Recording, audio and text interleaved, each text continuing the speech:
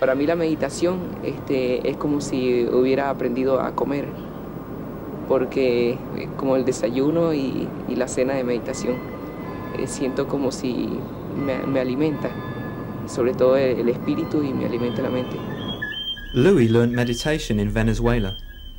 16 years ago, Antonio, another Venezuelan, left his village to study in England. He's returned, and as Manjunatha, is jointly pioneering FWBO activities in South America. I felt a connection with this country, more than I felt a connection being in England. It was like the cultural background it didn't suit me, so I felt like my roots were here, so I wanted to come back to work and do things here. I felt more connected with this.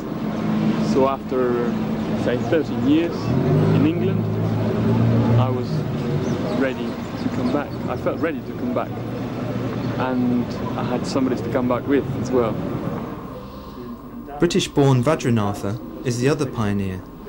He and Manjunatha have been friends since their ordination in the mid-80s. In 1992 I was going to come back, and I suggested that he came for a visit. Just a visit. No obligations, and he came for a month, and he decided he wanted to come back again for a longer visit.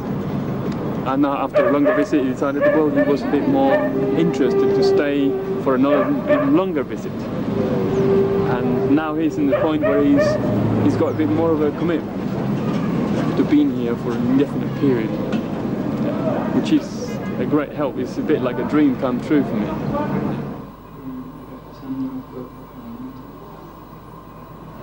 So we did our first meditation class in a warehouse for agricultural sort of fertilizers and things they use for killing weeds and insects. But the scope for activities in small towns, whether Dwarka or even Makonda, is limited, so they began looking for a city. We went to Merida, which to us seemed much more appropriate, much more interesting.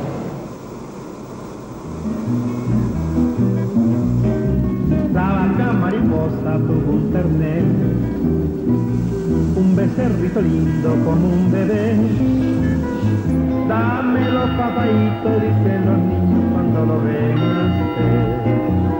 Y ella lo esconde por los mogotes que no se la vaca mariposa tuvo un ternero. The city has got quite a special atmosphere for the Venezuelans.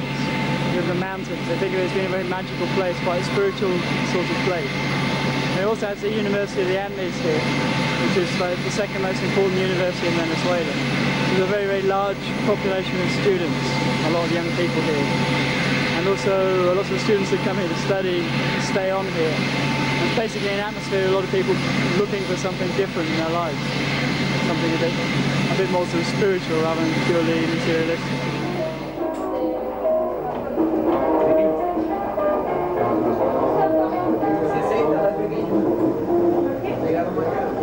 Here in the Andes, people have a facility for creating myths, and quite rapidly, as in the case of Merida, a Robin Hood of the slums who was gunned down in the 70s. His grave is now a busy shrine.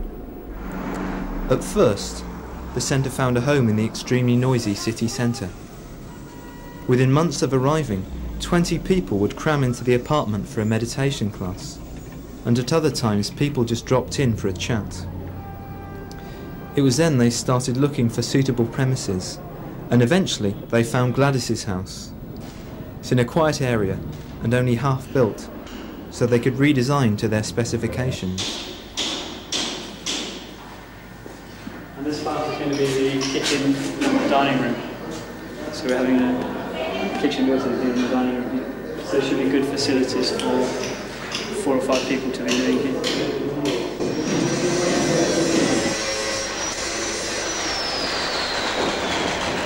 Gladys, who is the owner of the house when we first came, convinced us that we could knock down that wall and enlarge that area there, and she offered to do all the work for us.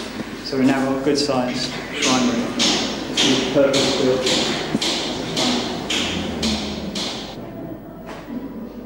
The efforts of Manjunatha and Vajranatha have quickly borne fruit, with a new centre and 3-man community up in Merida in the Andes.